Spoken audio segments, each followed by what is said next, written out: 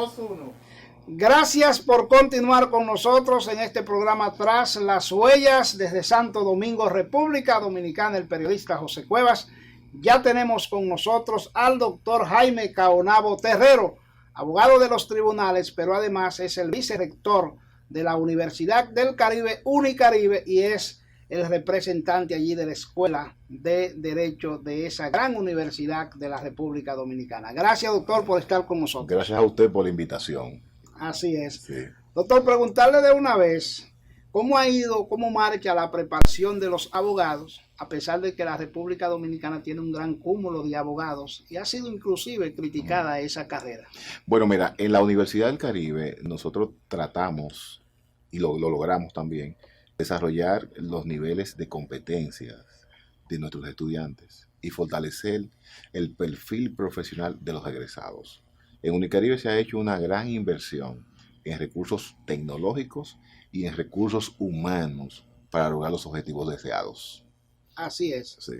El cúmulo de abogados, doctor, se ha ido preparando a medida que van llegando nuevas leyes, el Código Procesal Penal, una constitución excepcional que tiene la República Dominicana. Sí, sí. Nosotros hacemos hincapié en lo que es la preparación intelectual de cada uno de esos estudiantes. Y para eso reforzamos con un personal y un material humano de primerísima calidad. Nosotros tenemos dentro de nuestra plantilla jueces, fiscales, defensores públicos y abogados en ejercicio, pero todos orientados al mundo de la educación, porque estamos tratando de lograr y de mantener a Unicaribe como la universidad número 1 en cuanto a lo que es la carrera de Derecho en la República Dominicana. ¿Cómo ha hecho, doctor, a propósito de los abogados? ¿Ha hecho el Código Procesal Penal su trabajo? ¿Tiene algunas fallas? ¿Hay que hacerle algunas modificaciones en algunos puntos? Mira, desde que se puso en vigencia y se promulgó el Código Procesal Penal el 27 de septiembre del año 2004, ha sido objeto de 3 o 4 modificaciones. La última fue a través de la Ley 1015, que modificó 104 artículos del Código Procesal Penal. Todavía faltan algunas modificaciones y también es necesario adecuar ese ordenamiento procesal penal a las nuevas realidades, porque los delitos, las infracciones constantemente se están actualizando. Entonces, ese instrumento es necesario adecuarlo a los nuevos tiempos. Así es. Aquí yo tenía, habían venido varios abogados y tuve ahí sentado la semana pasada al doctor Lavado Torres y dicen que los jueces no permitan que los abogados se explayen, se expresen. ¿Cuál es su opinión en torno a eso? Mira, lo que dijo el doctor Lavado Torres, mi amigo, es presidente del Colegio de Abogados, es una realidad. Aquí tenemos algunas situaciones que están afectando el sistema de justicia. La prepotencia, la altanería, la arrogancia de los jueces. Por eso yo dije hace un tiempo en las redes sociales que a mí como educador y como abogado en ejercicio me gustaría ver los planes y programas de estudios de la Escuela de la Judicatura. Aparte de mi condición de abogado, yo soy doctor en educación, claro, graduado sí, en los Estados Unidos. Y sé lo que son los rediseños curriculares, los planes de estudios, los planes de mejoras. Pero lo que yo estoy viendo, que vemos en los tribunales a diario, es que vemos a un grupo de jóvenes, algunas veces con mucho talento, con mucha preparación, pero que son muy activos en el proceso. Y hoy en día el proceso penal no es para que el juez sea activo, porque no tenemos el viejo Código de Procedimiento Criminal francés. Tenemos un Código Procesal Penal donde se respetan los derechos fundamentales y la igualdad entre las partes. Entonces, los jueces no están acatando eso. Vemos a los jueces muy atropellantes, muy arrogantes, sobre todo tomando decisiones en favor o en contra de las partes, que muchas veces le falta lo que se llama esa lógica jurídica. Pero, doctor, por eso es grave lo que los abogados que han venido aquí están denunciando con jueces que no dejan de explayar los abogados. Entonces eso va en desmedro de la persona investigada o imputada. Bueno, evidentemente que rompe lo que se llaman los principios del ordenamiento procesal penal. Esos principios que están establecidos en el artículo, desde el artículo 1 hasta el 28, que lo que buscan es la igualdad entre las partes. Entonces, los jueces quieren que los abogados sean lacónicos, sean precisos, sean reducidos en procesos donde muchas veces se está jugando 20, 30 o 10 años de cárcel. Claro. Entonces, el abogado tiene que desarrollar lo que se llama la teoría de su caso, la exposición de sus argumentaciones, los debates, los interrogatorios. Entonces, estamos observando eso. Yo leí en estos días que el presidente de la Suprema Corte de Justicia, el licenciado Henry Molina, decía que la sociedad debe valorar el comportamiento de los jueces. Y yo estoy de acuerdo, siempre y cuando ese comportamiento se gane, esa valoración se gane. La sociedad debe seguir siendo crítica, pero crítica de manera total en cuanto al comportamiento de algunos jueces. Y yo entiendo además, doctor, y eso se lo agrego yo, que no hay una persona más indicada para hacer opiniones en pro y en contra sobre un juez, sobre un tribunal, más que un abogado, que es el que vive el día a día dentro de los tribunales. Mira, hay una cosa que yo no entiendo. El Código Procesal Penal establece, contempla, consigna la figura de la recusación y de la inhibición. Exacto. Artículo 78 del Código Procesal Penal. Y hay veces que por un comportamiento anormal de un juez, usted se ve en la obligación de recusarlo y usted está ganándose un enemigo porque el juez no entiende de que usted tiene derecho a tratar de apartarlo a él del proceso. Entonces vienen las retaliaciones. Yo he sido objeto de muchísimas retaliaciones, de muchísimas represalias. Lo que sucede es que esas respuestas se las damos dentro del marco de la legalidad y dentro del marco de la normativa procesal penal. Pero hay persecuciones contra los abogados de criterios independientes, que eso es peligroso. Tratar de limitar a que los abogados razonen, piensen y actúen en los procesos. Cuando usted se refiere persecución en contra de los abogados, ¿cuál sería? ¿Cómo sería eso? O que le fallan en contra a uno.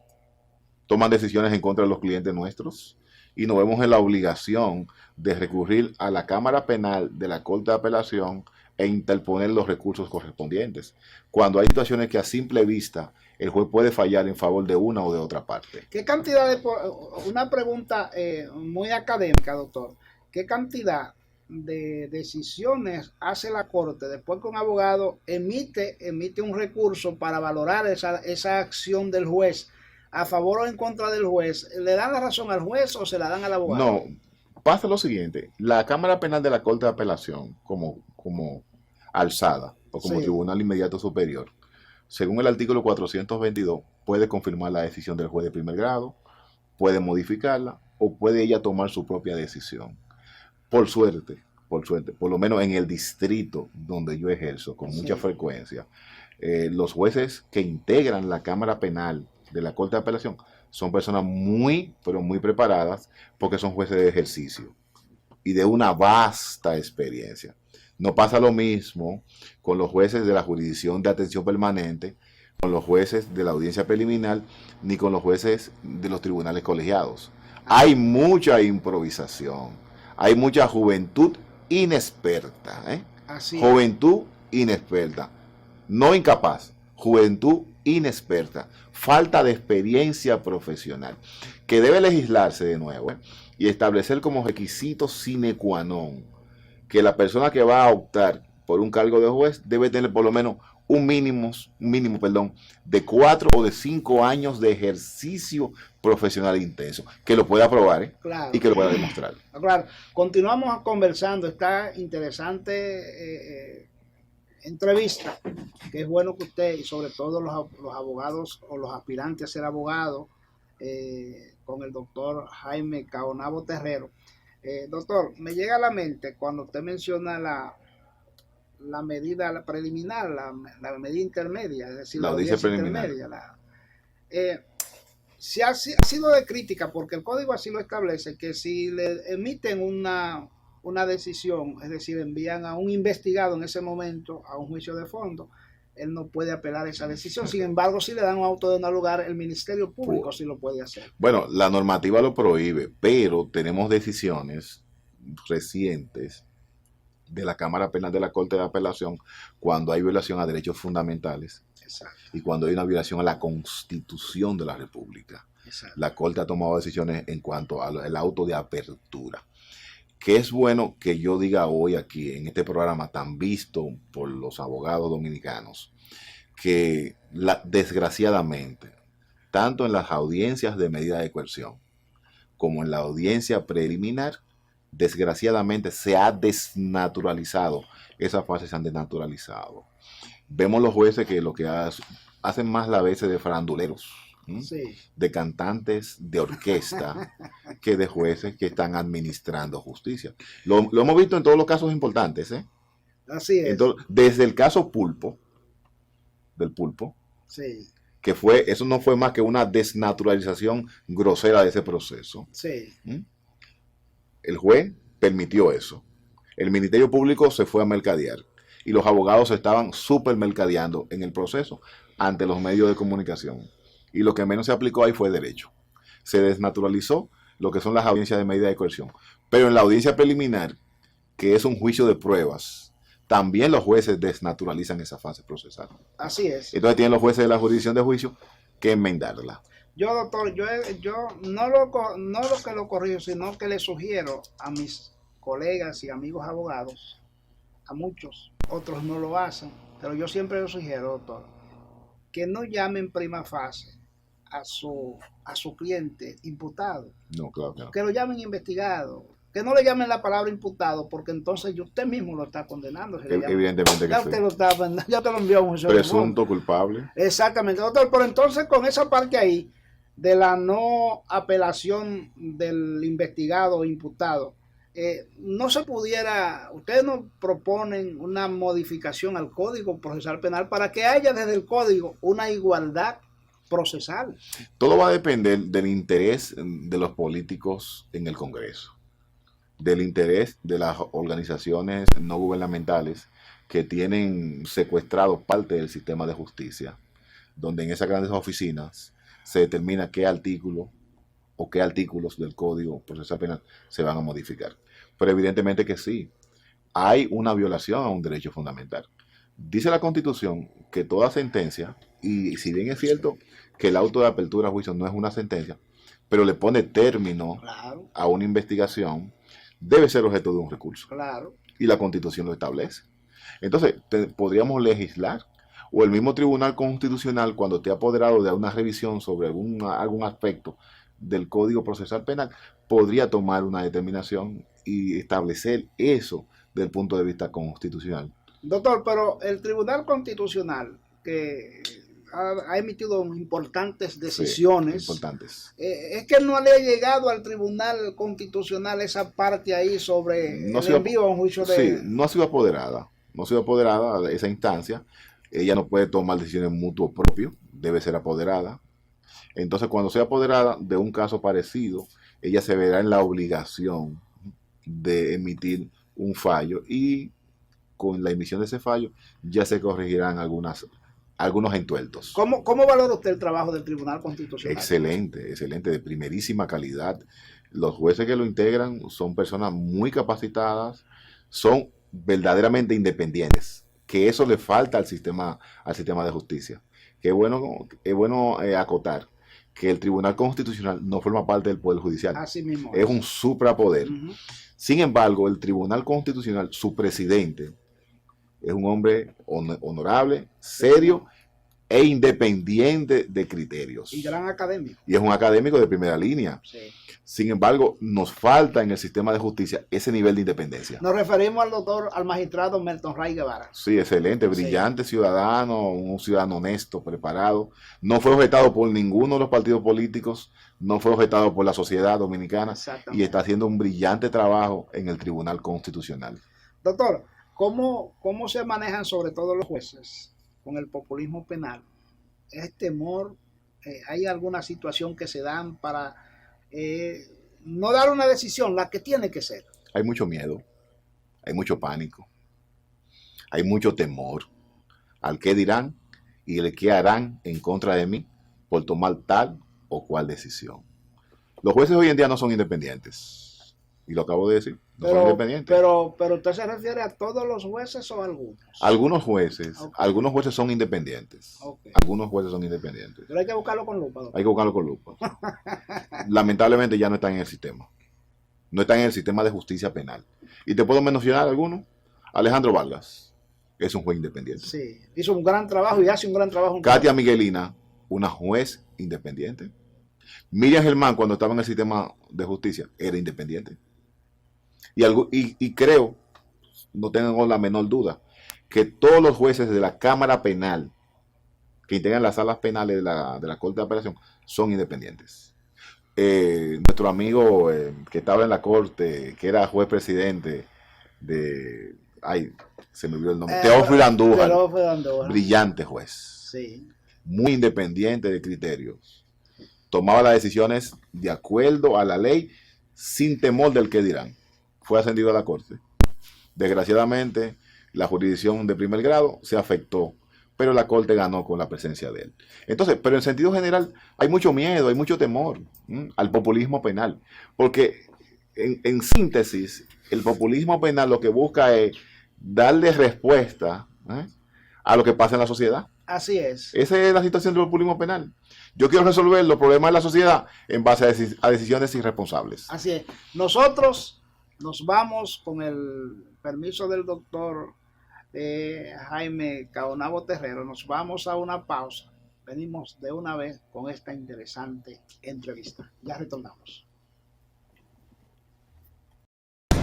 De regreso con el doctor Jaime Caonabo Terrero, abogado de los tribunales, vicerrector académico de Unicaribe, esta gran universidad, y por supuesto, él tenía mucho que no venía al programa Tras las Huellas, pero aquí está. Sí.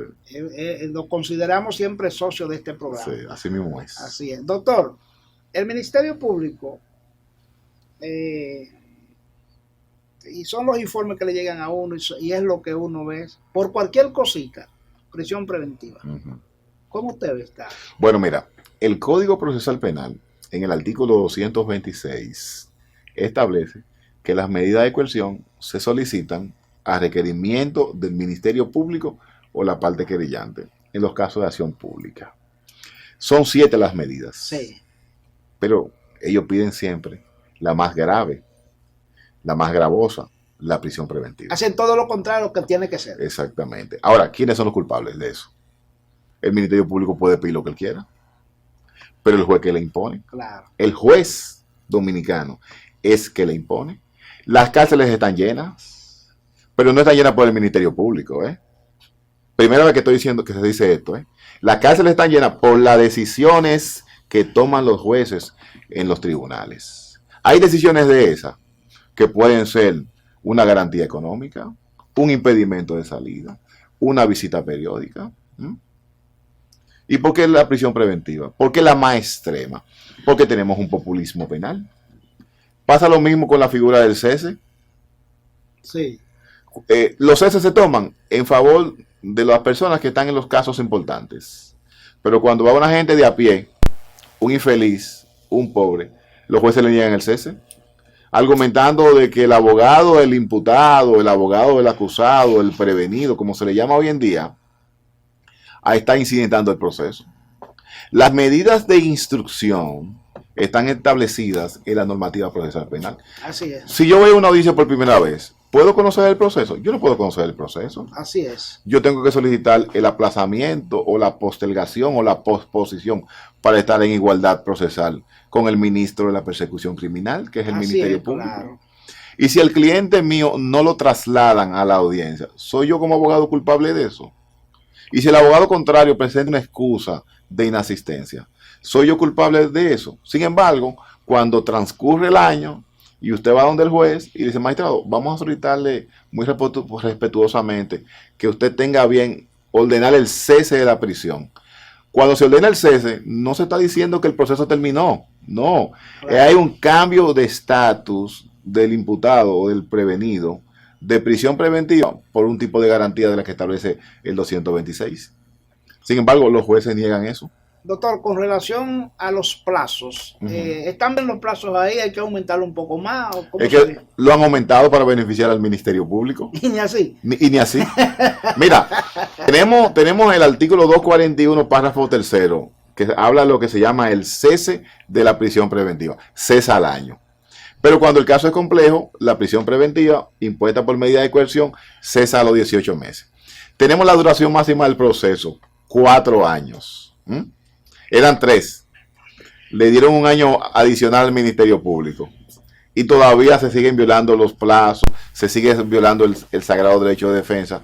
Y todas esas modificaciones fueron hechas para beneficiar al Ministerio Público, que por cierto, hay ministerios públicos de muy, muy buena preparación y ministerios públicos muy serios y muy trabajadores. Pero también hay otros que lamentablemente su comportamiento deja mucho que desear. Así es. Doña Miriam Germán, que es conocida, una institución Sí. en todos los sentidos. Una educadora. Una educadora. Pero hay muchas quejas con el Ministerio Público abajo, ¿verdad? Entonces, ¿qué ha pasado con esa dirección? No hay una corrección. ¿Qué sucede? Bueno, pero el Ministerio Público, que está reglamentado por una ley orgánica, sí, la 133-11, y dentro de ella establece que esa institución tiene algunos principios que la regulan, que la reglamentan, y crea lo que se llama la inspectoría del Ministerio Público. Entonces, ese inspector tiene que hacer su trabajo. Claro que sí. Y tiene que justificar el sueldo que le está cobrando, que está cobrando un buen sueldo.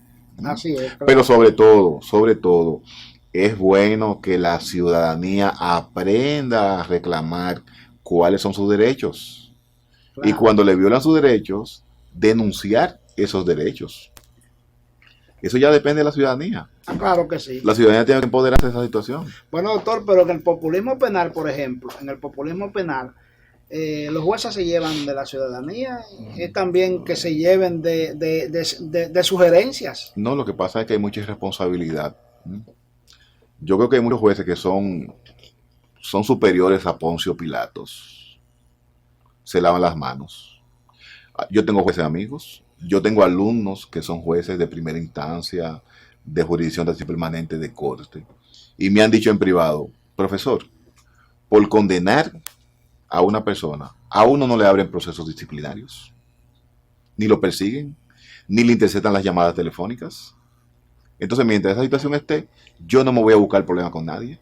Eso se lo dicen los jueces amigos de uno, ¿eh? Sí, exacto, eso es real. Eso es a diario que pasa. Porque hay jueces también que han querido ser responsables en el ejercicio de sus funciones, y cuando toman tal o cual decisión, comienzan a investigarlo inmediatamente. Eso sí es real. Entonces, eso es lamentable.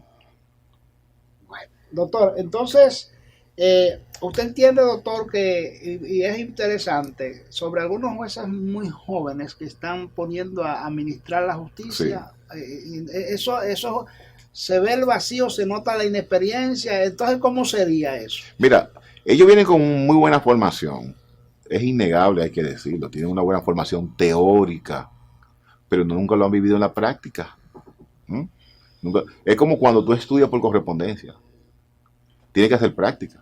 Por eso los profesionales dominicanos son buenos. Los abogados son buenos porque nosotros como institución educativa lo mandamos a practicar a los tribunales. Los médicos son buenos porque van a los hospitales. Los odontólogos son buenos porque están haciendo su trabajo desde la época de estudiantes. Entonces, el juez no puede salir de la universidad a la escuela de la judicatura y de ahí a los tribunales. Sin tener la práctica. Falta una práctica, falta una experiencia. Mira, yo tengo el día 11 de este mes, bueno, creo que hoy cumplo yo 11 años, 32 años que me gradué de abogado, y todavía entiendo que hay cosas que tengo que aprender, cosas que tengo que ir descubriendo. Exacto, eso todos los días. Eso todos los días, porque un buen profesional tiene que desaprender para volver a aprender, y eso tiene que hacerlo todos los días. Entonces, estos jovencitos, estos muchachos, salen de la escuela de la judicatura, se le otorga un sueldo muy bueno para ellos, y ellos dicen, bueno, yo no voy a perder mi sueldo. Exacto. Yo tengo que preservar mi trabajo, y ahí es que viene la respuesta al populismo penal. Doctor, pero en el caso, por ejemplo, del actual presidente de la Suprema Corte de Justicia, él no era un abogado en el ejercicio. Mira, ese muchacho, yo digo muchacho porque somos generacionales, y yo creo que él es promoción mía. No yo de él. Yo creo que él es promoción mía. Pero él tuvo poco ejercicio profesional. Él se dedicó más a las labores administrativas ahí Claro. en la oficina de los Pelleranos. Hizo muy buen trabajo en la escuela de la judicatura. Excelente trabajo hizo. Él es un buen gerente. Pero le falta, él se ha endiosado y se ha quedado en un escritorio y en un espacio físico y no ha salido a las bases de los palacios de justicia a escuchar el oído de los jueces, de los usuarios, del pueblo en sentido general. Y de los abogados. De los abogados principalmente. Porque tenemos un problema en este país. Si tú quieres conocer a Mundito, dale un carguito. La gente se transforma, Cueva. Sí. La gente se vuelve loca. Le viene una enajenación mental. Pero es la realidad de la vida. Hay gente que se descompone física e intelectualmente cuando está ocupando una función pública. Entonces, usted tiene que escuchar al pueblo, qué está pasando, qué está sucediendo, qué podemos dar, qué podemos corregir. Entonces, para programas de mejora. Sin embargo, eso no está pasando. Así es, doctor, casi se nos ve el tiempo, pero quiero preguntarle, ha venido funcionando la Constitución, pero sobre todo la República Dominicana con su bloque de constitucionalidad? ¿Se ha ido fortaleciendo? Sí, evidentemente que sí, claro que sí. Fíjate que antes de la modificación del año 2010, el bloque de derechos fundamentales estaba disgregado dentro de la Constitución. Sí. A partir del 2010 se estableció en un solo bloque. Sí. Y hoy en día las instituciones están tratando de que se respete ese respeto a los derechos fundamentales de la sociedad dominicana. Tenemos una institución que consuetudinariamente, tradicionalmente, era una sistemática violadora de los derechos de las personas. Y hoy en día yo puedo decir que es la institución que más está respetando los derechos en cuanto al tiempo de la detención, en cuanto al tiempo del sometimiento. Es la Policía Nacional. Así es. Sí. Está trabajando en favor de la Constitución y en favor de la sociedad dominicana. Gracias al doctor Jaime Caonabo Terrero por esta interesante entrevista. Doctor, yo espero tenerlo aquí siempre. Cuando usted quiera y a la hora que quiera. Así es. El periodista José Cuevas, desde Santo Domingo, República Dominicana, en este programa Tras las Huellas, junto al doctor y amigo Jaime Caonabo Terrero, estuvo con ustedes y será hasta la próxima.